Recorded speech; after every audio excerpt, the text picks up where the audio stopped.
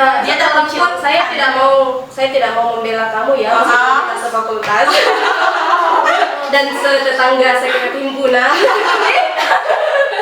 Iya, iya.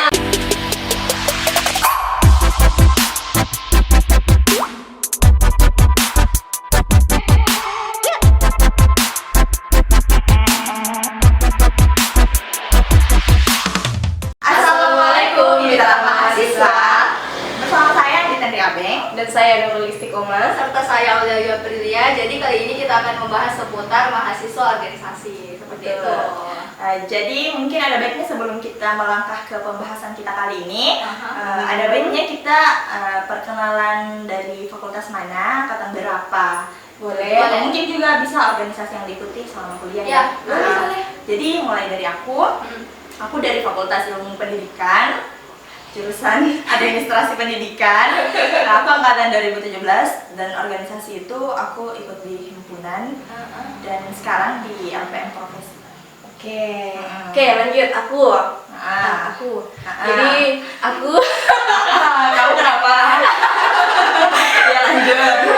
Oke, jadi aku mahasiswa angkatan 17 juga dari Fakultas Matematika dan Ilmu Pengetahuan Alam. Fakultasnya sendiri lupa. Organisasi yang aku ikuti itu LPM Dimensi Fisika, kemudian setelah itu lanjut di Himpunan Mahasiswa Fisika, kemudian masuk di LPM Profesi UNM yang mempertemukan Kita. Oh my god. Astaga. Lanjut. Baik. Ya, jadi seperti yang saya katakan tadi, nama saya itu Aulia Aprilia. Biasa dipanggil Ayu, tapi kalau lebih akrab lagi bisa kalian panggil Keke. Nyambungnya dari mana ya? Nggak tahu dari mana, dari sananya. Dari sananya. Lanjut ya. Saya dari jurusan Matematika, Fakultas Matematika dan Ilmu Pengetahuan Alam, angkatan 2017. Jadi teman-teman sekalian yang ketemu saya di Fakultas MIPA ataupun di jurusan Matematika, jangan sungkan-sungkan saya, hai kak. Mau banget deh. disapa, mau banget ya? Iyalah. Astaga. Iya tuh kamu mau disapa? aku nggak usah ya. Tunggu. Saya juga pernah menjabat di HMJ Matematika, Fakultas Matematika dan Ilmu Pengetahuan Alam. Setelah itu masuk di LPM Profesi Universitas Negara. Ya, jadi kita mulai dari mana nih? Ya, temanya ini apa sih kak? Kan tadi kita udah angkat tema mahasiswa dan organisasi. Mungkin dari Ibu Isti bisa menjelaskan. Ibu aja. Mungkin dari Ibu Isti bisa menjelaskan kenapa sih mau berorganisasi di tengah padat-padatnya kuliah ya. Apalagi ini Ibu Isti ini Mulai dari maba? dari maba. Apalagi dia kan dari Fakultas Matematika dan Ilmu Pengetahuan Alam yang diketahui itu tugasnya sangat saya nggak tahu ya. Mereka berdua yang mengetahuinya, mereka merasakan dan saksi bisu. Mungkin langsung aja. Oke, kalau saya pribadi ya, kenapa mau bergelut di organisasi sejak maba, karena memang sejak SMA memang sudah masuk di organisasi dan saya pikir organisasi itu sangat berguna. Jadi bukan sekedar mengetahui ilmu-ilmu dalam kelas, tapi kita butuh skill-skill yang kita akan dapat di organisasi. Aku setuju itu. Kemudian selain mendapat skill, kita juga memahami pemahaman lain, pengetahuan-pengetahuan yang tidak dapat di bangku, dan yang paling penting kita punya banyak teman baru. Seperti kamu. Itu sih kalau aku ya, kalau aku kenapa mau berorganisasi yang pertama itu nanya. Boleh, silakan. Kalau aku ya, alasan pertama kenapa mau berorganisasi tadi itu yang disebutkan yang terakhir, aku tuh mau cari teman baru. Jadi kalau nggak masuk organisasi aku tuh kesepian di rumah. Kasian banget sih. Sudah jomblo, kesepian, nggak punya organisasi kan kelar hidup. Jadi itu aku mau cari pengalaman baru, mau cari teman baru. Pokoknya aku mau coba hal-hal baru. Pokoknya semua yang baru, aku suka yang baru. Aku nggak suka yang lama. Kalau yang lama buang aja. Kalau Ibu Ayu. Kalau saya sendiri memang passionnya orangnya tidak bisa diam. Iya. seperti itu kayak game cacing-cacing. Iya. Nggak bisa sebagai diam. orang cacingan. Jadi sembari kuliah, jadi kalau ada waktu kosong ya diisi dengan organisasi seperti itu. Selain itu juga mendapat teman baru, relasi baru, mendapat Semua yang pacar baru. sempat dapat jodoh di organisasi. Iya, semua dapat jodoh di organisasi. Oke, kalau kalau dari mungkin Ayu yang Iya. dicari dalam organisasi itu apanya, kan itu organisasi kayak bisa menyita waktu kuliah ya. Iya, banget. banget Banget dan banget. juga dan itu tidak menutup kemungkinan bisa mempengaruhi IPK kita. Iya. Jadi jangan sedih, ini adalah korban organisasi. Perlu organisasi kan. IPK-nya berapa sih? IPK-nya berapa? Nggak usah Iya, tidak usah disebutkan. Tidak usah disebutkan. nggak usah disebutkan, Sesuatu tapi yang- masih lumayan. Ya, lumayan. Mungkin bisa cerita. Oke, bisa. Jadi guys, organisasi memang tidak menutup kemungkinan mengganggu jalannya aktivitas perkuliahan. Tapi tergantung sih dari kita sendiri bagaimana mengatur waktu, bagaimana memanage waktu, membagi waktu antara perkuliahan, organisasi seperti itu. Ya jangan kesal Bu. Tapi kalau dari saya sendiri, Santuy. saya Ya. dengan organisasi cukup mengganggu IPK saya. Oh, cukup mengganggu. Iya, cukup mengganggu, sangat mengganggu. Contohnya, bukti nyata. Bukti nyata. Bukti nyata.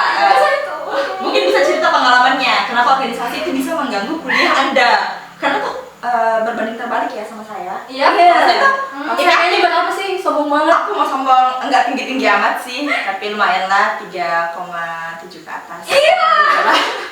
Aku tepuk tangan. Jadi aku itu aktif di organisasi, itu juga aktif kuliah. Jadi mungkin masing-masing orang itu beda-beda, ada yang Iya. bisa manage waktunya dengan baik, Betul, ada yang iya. tidak. Kalau seperti dari yang dikatakan tadi Ayu, dia tuh kurang bisa, mungkin Iya. mungkin juga dari segi tugas kita, fakultas kita yang beda. Iya, bisa jadi. Jadi itu juga salah satu faktor. Iya. Kan di Fakultas Ilmu Pendidikan nggak santai sih, tapi lumayan bisa lah diatur waktu antara organisasi dengan kuliah. Iya. Jadi kalau aku organisasi itu tidak mengganggu kuliah sih, tergantung Iya, bagaimana tergantung. kita tergantung bagaimana individu kita masing-masing. memanajemen waktu. Iya, betul. Kalau Ibu Isti sendiri, Ya, kalau saya sepakat ya sama Abeng. Jadi Dia terkecil. Saya tidak mau membela kamu ya, meskipun kita sefakultas dan setetangga sekret himpunan. iya. Jadi saya tidak sepakat. Nah, kalau organisasi menghalangi IPK itu kita tidak boleh salahkan ya organisasinya ataupun Betul. kuliahnya, jadwal kuliah yang padat, tapi Betul. kita salahkan orang yang tidak bisa memanage Betul waktunya. sekali. Soalnya kan yang menjalannya ya. Iya, jadi kan kita sudah akan, mungkin ada yang belum ya teman-teman, tapi pasti ada yang sudah pelajari skala prioritas. Iya, Bagaimana betul kita sekali. memanage waktu jika memiliki 2 atau lebih hal penting yang harus dipilih. Ya, kalau saya sendiri sih sering banget ya ngalamin mulai dari maba, sudah sering ya berkelahi, Cerita. berkelahi antara organisasi dan kuliah saya itu berkelahi. Coba cerita. Kok bisa berkelahi? Cerita. Iya, jadi Waktu itu kenapa? agenda rapat, agenda kepanitiaan, Ah. bertabrakan dengan perkuliahan, apalagi ya mayoritas dosen itu banyak tidak sepakat kalau mahasiswa itu lebih pilih organisasi daripada Ya. kuliah. Ya, Jadi dosen begitu ya. ya mayoritas, jadi kita kembalikan ke diri kita sendiri. Jadi kembali lagi ke skala prioritas. Jadi kalau saya pribadi sih ya, caranya itu misal kalau dalam kuliah dan organisasi lebih penting mana posisinya? Kalau organisasi atau hal yang atau rapat apakah gitu di organisasi itu tidak berjalan kalau tidak ada kita, ya mau tidak mau kita harus tinggalkan kuliah dan ikut rapat itu, kan namanya tanggung jawab organisasi. Iya. Tapi kalau misal ternyata posisi kita lebih penting untuk hadir di perkuliahan, mungkin sudah sering sekali bolos. Iya. Kan selain tanggung jawab organisasi juga ada tanggung jawab akademik ya. Jadi lihat dulu kalau ternyata sudah error kalau tidak masuk di perkuliahan Error, dan kita bisa menjalankan rapat ini bisa jalan kalau tidak ada kita, ya bisa ikut saja dulu kuliahnya tergantung skala prioritas. Ya, jadi aku tuh sering banget seperti tadi Isti dan Ayu biasa bersamaan antara organisasi dan Jadwal kuliah. Apalagi kita ini kan di lembaga pers mahasiswa ya. Jadi Iya, jadi kalau memporsir waktu, mengambil waktu kita pokoknya banyak kita kalau ada insiden ataukah ada kegiatan, kita itu harus liput dan harus berada di situ. Dan tidak menutup kemungkinan juga kita itu ada kuliah. Jadi itu tergantung bagaimana kita membagi waktu antara kuliah dan organisasi. Kalau pengalaman aku sendiri sih ya, kan biasa di provinsi itu kan ada kegiatan-kegiatan, liputan, dan itu sering sekali bertepatan sama kuliah. Nah di situ aku pintar-pintarnya aja ya. Jadi kan dalam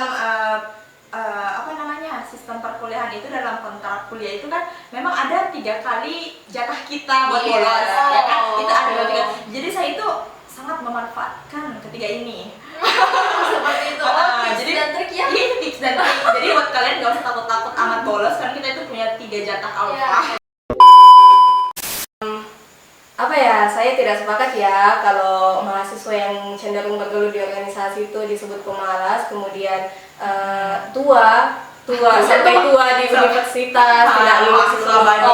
Mahasiswa abadi sebutannya. Soalnya banyak juga mahasiswa yang bergelut di organisasi tapi dia bisa berakhir dengan IPK yang baik, dengan pengalaman-pengalaman yang bagus, dan juga bisa bahkan mengambil beasiswa yang bahkan mahasiswa akademisi pun tidak bisa mengambilnya, tapi toh mahasiswa organisasi ini bisa meraihnya. Jadi kembali lagi ya, hidup organisasi dan akademisi.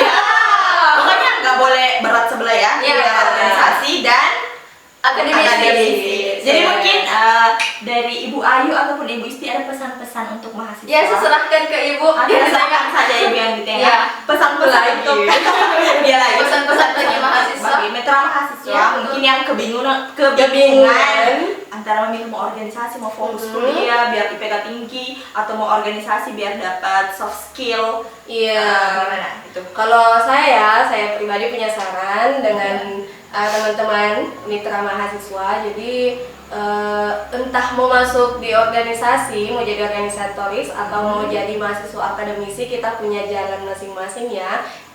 Jadi teman-teman sebelum mengambil jalan ikut-ikutan atau tidak punya pilihan, amati dulu ya soft skill yang dimiliki, bakat yang dimiliki, kemudian kembangkan. Kalau memang ternyata itu hanya berfokus di jalan akademisi, silahkan geluti itu, jangan dengarkan ocehan orang lain. Kalau memang ada di organisasi ya silahkan ikuti jalan itu.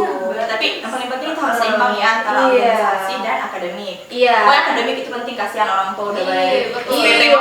Tapi akademik ditinggalin begitu aja. Tapi sayang juga kalau organisasi ini tidak dimanfaatkan. Betul.